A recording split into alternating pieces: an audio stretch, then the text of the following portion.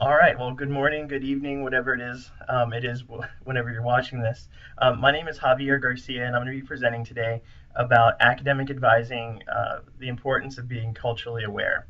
I currently work at Texas State University, and we are a Hispanic serving institution. So, in the recent years, we have seen some significant changes in our student population growth and change. And so, this is one of the reasons why it's become so important for me to understand a little bit about the culture and being more culturally aware. So I'm just going to kind of go through a presentation roadmap with you. We're going to talk about what cultural awareness is, why this particular area is interesting to me, and why cultural awareness is important to the entire profession of academic advising. We're going to end with a exploration of cultural awareness research that I prepared based on some of the um, research that I'm doing for my lit review. All right, so when somebody says culture, what are the first things that you think about? Um, the first thing that I personally think about are, the way that I was brought up, the food that I ate, a common language that we spoke, my upbringing.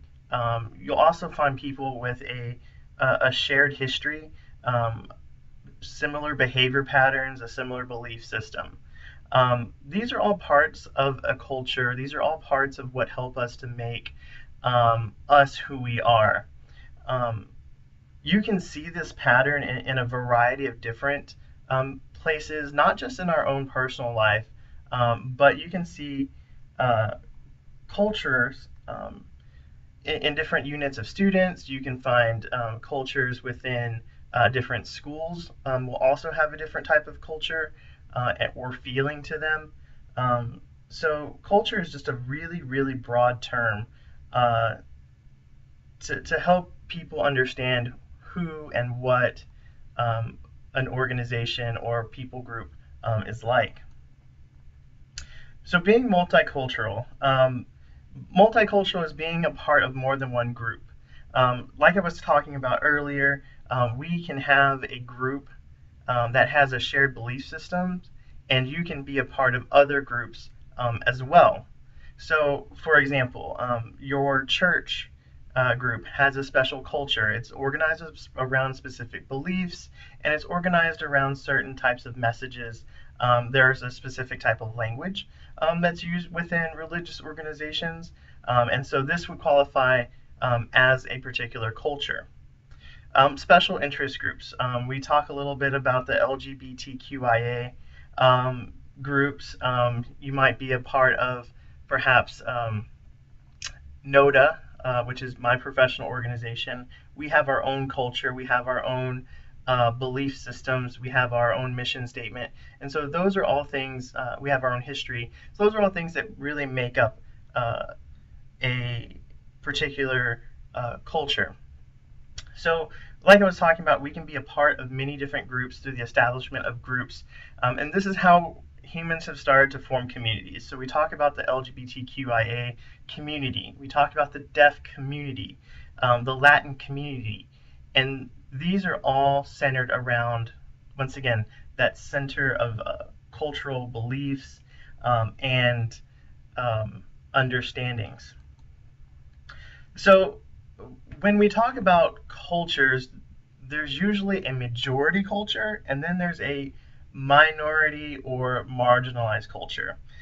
So, a marginalized culture is any culture that is outside of the majority. So, the majority, according to the literature, has been white males, middle aged. That's the predominant type of culture. So anyone outside of this, which includes women, people of color, single parents, members of the LGBTQIA communities, are all part of um, the minority. And so these are the types of people that we often will see kind of speaking up about their rights. Think about some of the marginalized cultures and communities that you come in contact with on a daily basis. These can be our international students, students of non Christian faith, Latino students, Asian students, other nationalities. Pretty much anybody who is not a white male is going to fit within one of these marginalized culture units.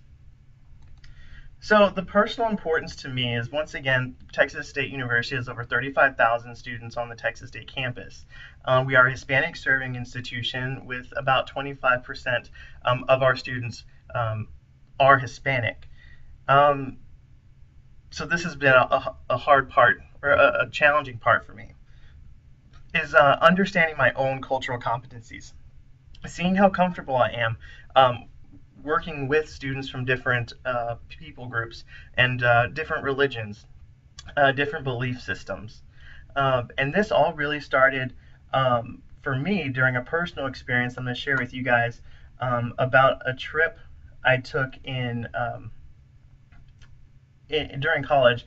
We went to a small country called Kyrgyzstan, and the sole purpose of us going there was to coach Little League Baseball. And so here's a picture of my baseball team right there. This was one of the first times that I realized that I was not in the majority culture anymore, being an American. I was in a predominantly Russian society. I didn't know the language, I didn't know the culture, I didn't know any of the social norms. And so I often found myself getting into trouble because I didn't understand the culture. And so this was one of my first realizations of uh, my own uh, ethnocentrism, and understanding that my culture isn't the predominant culture, especially when you go outside of the United States. So these are a couple of my friends, and we're sharing a meal, and they're showing me their culture. So I'm experiencing this. I'm smelling. I'm tasting. I'm learning Russian, and so all these different things helped me to learn more about their particular culture, and in exchange, they learned about my culture, being a person of color um, in the United States. So why is this important? Let's think of some of the marginalized communities that you come into contact on a daily basis. We talked a little bit about this, but do you know that they're part of a minority, or do you just recognize, oh, that person is different, or do you not even see the differences? Does this change the way that we interact with students, or should it change the way that we interact with students based on the way that they are brought up, or the way that they look or believe? The college campus is changing. There's a changing demographic on most college campuses. I know at Texas State we're increasing our minority enrollments. We are looking to recruit more, not only out of the state, but out of the country. We've joined partners with other international institutions to do international recruitment.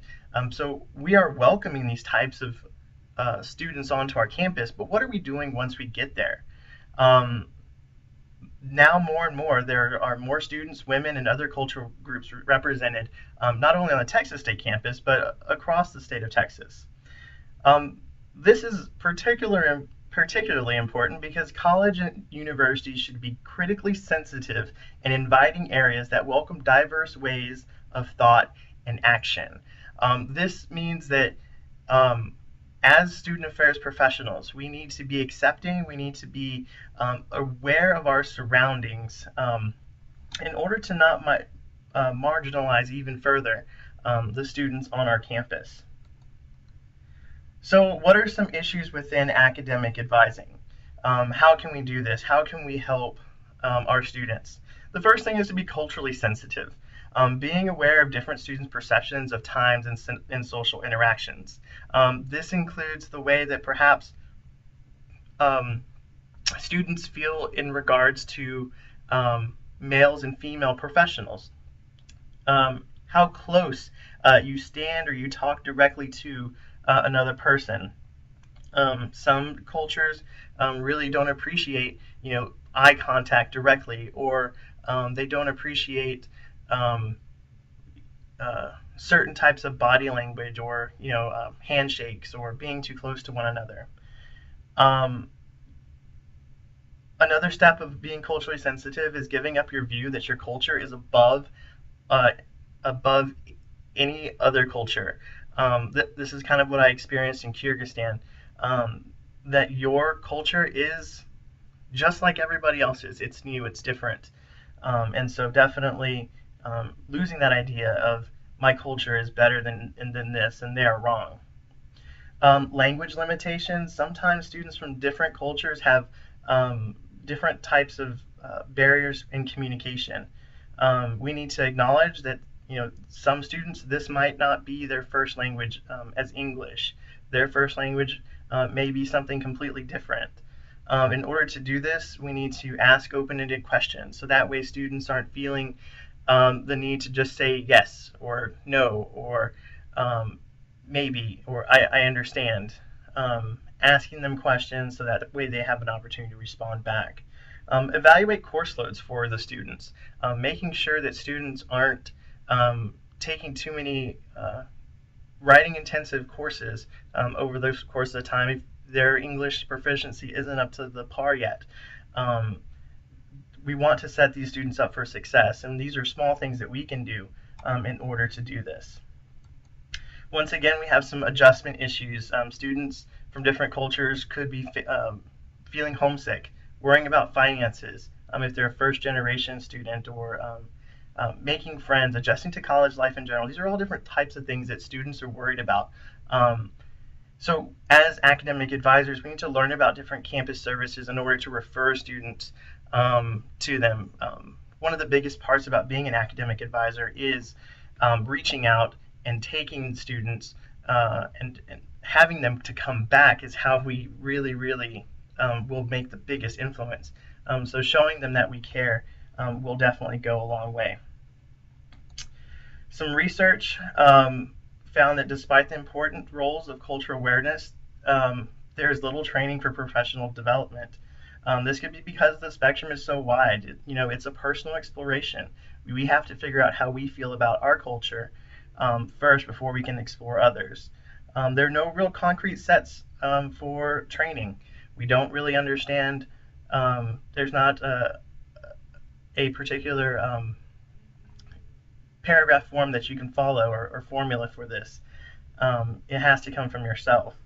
Ebers suggested that one way to increase cultural awareness is to recruit staff and faculty members from a wide variety of backgrounds. This will help to bring our students out of their shell.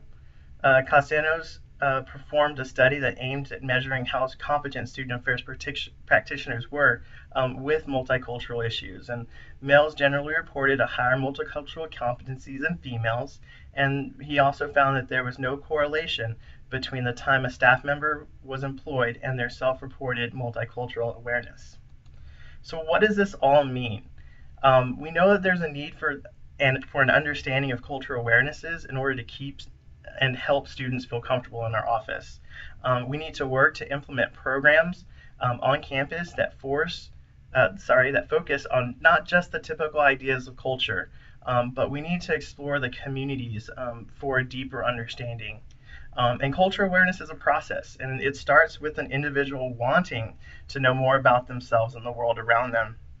And once again, it just starts with yourself, and you have to want it, because if you're not really wanting it yourself, you really won't be able to find it.